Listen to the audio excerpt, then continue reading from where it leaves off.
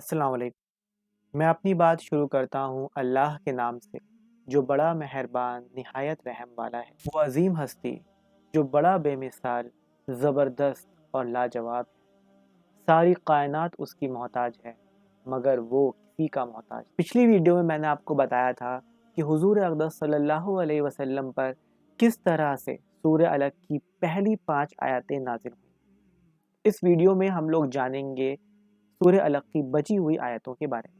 آگے بڑھنے سے پہلے ایک بات، میرے اس چینل کا مقصد آپ کو قرآن کا مطلب سمجھانا ہے، اس لیے میں آپ کو نہ صرف قرآن کا مطلب بتاؤں گا بلکہ یہی بتاؤں گا کہ کب، کہاں اور کن حالات میں یہ آیتیں نازل ہوئی۔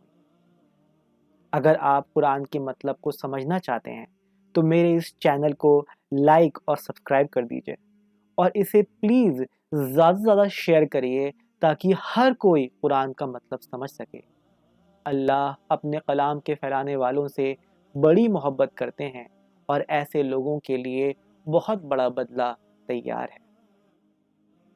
آیتیں نازل کرنے کے بعد حضرت جبریل علیہ السلام چلے جاتے ہیں۔ حضور اقدس صلی اللہ علیہ وسلم ڈرے اور گھبرائے غار سے باہر نکلتے ہیں۔ جب وہ غار سے باہر نکلتے ہیں تو ان کے پیر لڑکھڑا جاتے ہیں۔ تب ان کے کانوں میں آواز آتی ہے، اے محمد گھبراؤ مت، میں جبریل ہوں اور بے شک تم اللہ کے رسول۔ اللہ کے رسول اور زیادہ ڈر جاتے ہیں اور اسی حالت میں وہ اپنے گھر پہنچتے ہیں۔ اپنے گھر پہنچنے کے بعد وہ اپنی بیوی حضرت خدیجہ رضی اللہ عنہ سے کہتے ہیں کہ مجھ پر کمبل ڈال دو۔ پھر وہ سارا قصہ اپنی بیوی کو سناتے ہیں۔ اللہ کے رسول صلی اللہ علیہ وسلم کہتے ہیں کہ مجھے لگتا ہے کہ مجھے کچھ ہونے والا ہے۔ اپنے شوہر کی ایسی حالت دیکھ کر حضرت خدیجہ رضی اللہ عنہ انہیں اپنے چچیرے بھائی حضرت ورقہ بن نوفل کے پاس لے کے جاتی ہیں۔ یہ مکہ کے ان گنے چنے لوگوں میں سے تھے جن کے پاس علم تھا۔ رسول صلی اللہ علیہ وسلم سارا قصہ حضرت ورقہ کو سناتے ہیں۔ ساری باتیں سننے کے بعد حضرت ورقہ کہتے ہیں کہ اے میرے بھتیجے، تمہارے پاس اللہ نے انہی کو بھیجا ہے جسے اس سے پہلے انہوں نے حضرت موسیٰ علیہ السلام کے پاس بھیجا تھا۔ کاش میں اس وقت تمہارے ساتھ رہوں جب تمہاری قوم کے لوگ تمہیں یہاں سے نکال دیں گے۔ حضور صلی اللہ علیہ وسلم پوچھتے ہیں، کیا سچ مچ میری قوم کے لوگ مجھے یہاں سے نکال دیں گے؟ حضرت ورقہ رضی اللہ عنہ کہتے ہیں کہ بے شک جب کوئی انسان وہ لے کر آتا ہے جو تم لے کر آئے ہو، اس کے اپنے ہی لوگ اس کے دشمن ہو جاتے ہیں۔ اگر میں اس دن زندہ رہا جب تم نکالے جاؤ گے تو میں مضبوطی سے تمہارے ساتھ کھڑا رہوں گا اور ہر طرح سے تمہارا ساتھ دوں گا۔ مگر حضرت ورقہ بن نوفل بہت بوڑھے ہو چکے تھے اور کچھ ہی وقت کے بعد ان کا انتقال ہو جاتا ہے۔ اس کے بعد اللہ کے رسول صلی اللہ علیہ وسلم پر کچھ اور سورہیں اترتی ہیں۔ حضرت جبریل علیہ السلام انہیں نماز پڑھنا سکھاتے ہیں اور پھر اللہ کے رسول کو نماز پڑھتے رہنے کا حکم ملتا ہے۔ اللہ کے رسول صلی اللہ علیہ وسلم خانہ کعبہ کے پاس نماز پڑھنا شروع کر دیتے ہیں۔ جب لوگ انہیں نماز پڑھتا ہوا دیکھتے ہیں تو طرح طرح کی باتیں بنانے لگتے ہیں۔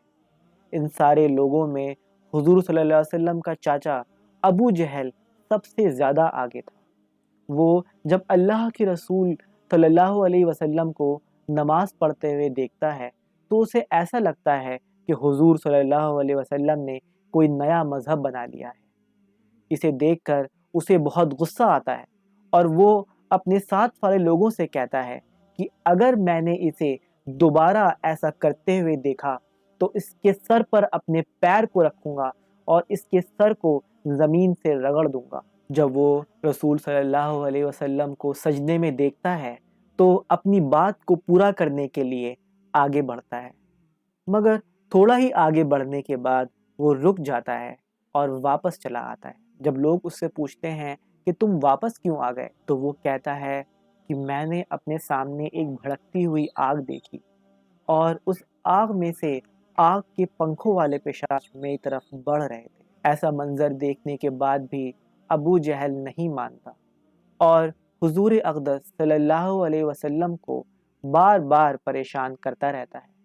وہ رسول صلی اللہ علیہ وسلم سے کہتا ہے کہ اگر تو نہ مانا تو میری ایک آواز پر مکہ کے سارے لوگ جمع ہو جائیں گے اور پھر تیرا ایسا حشر کریں گے کہ تو یاد رکھے گا۔ اس کے بعد اللہ رب العزت اپنے بندے پر یہ آیتیں نازل کرتے ہیں۔ بسم اللہ الرحمن الرحیم کلا ان الانسان لیطغی ان رآہ استغنی ان الی ربک الرجعی ارأیت الذی ینہی عبدا اذا صلی أرأيت إن كان على الهدى أو أمر بالتقوى أرأيت إن كذب وتولى ألم يعلم بأن الله يرى كلا لئن لم ينته لنسفعا بالناصية ناصية كاذبة خاطئة فليدع ناديه سندع الزبانية كلا لا تطعه واسجد واقترب۔ ہرگز نہیں، بے شک انسان سرکش ہو جاتا ہے کیونکہ وہ خود کو خود مختار سمجھتا ہے۔ بے شک تیرے رب ہی کی طرف اسے لوٹنا ہے۔ کیا تم نے دیکھا اس شخص کو جو منع کرتا ہے ہمارے بندے کو جب وہ نماز پڑھتا ہے؟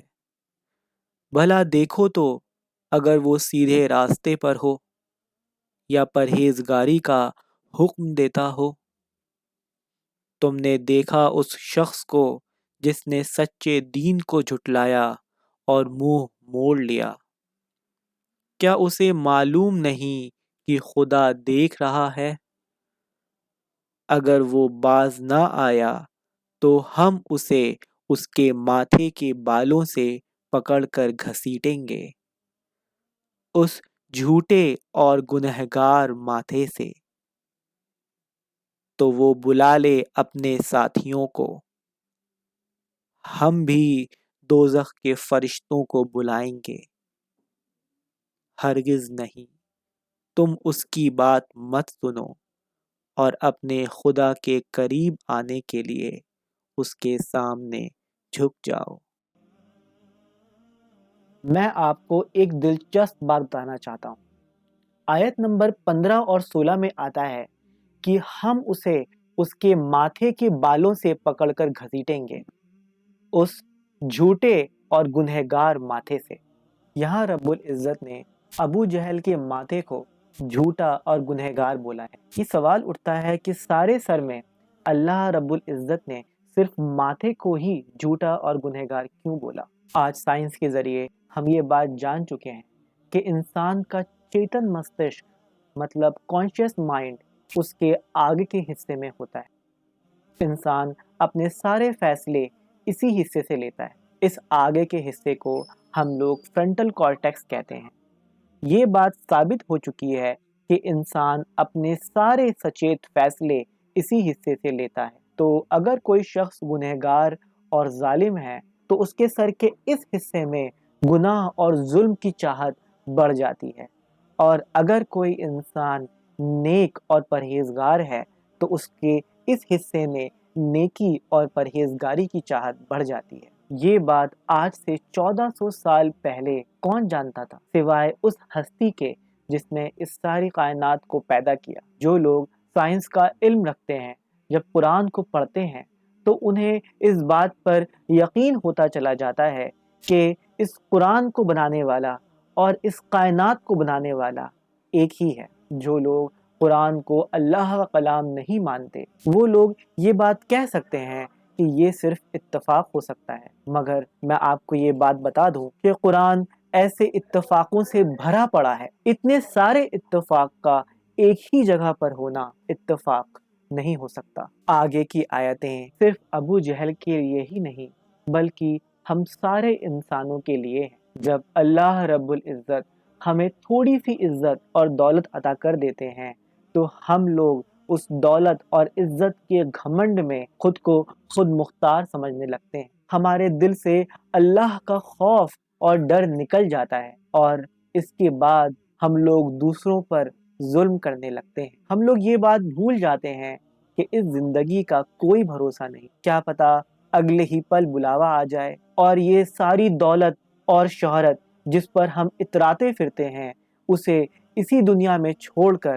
ہم لوگ اللہ کے سامنے حاضر ہو جائیں، اور پھر اس دن ہم یہ بات جان جائیں گے کہ اصل میں خود مختار کون ہے۔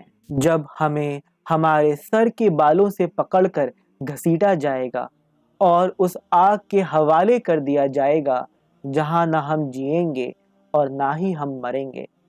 جب ہماری خال اور گوشت جل جائیں گے تو خدا ہماری ہڈیوں پر نئی خال اور نیا گوشت چڑھا دیں گے، اور یہ سلسلہ چلتا رہے گا ہمیشہ ہمیشہ کے لیے، یا جب تک خدا چاہے۔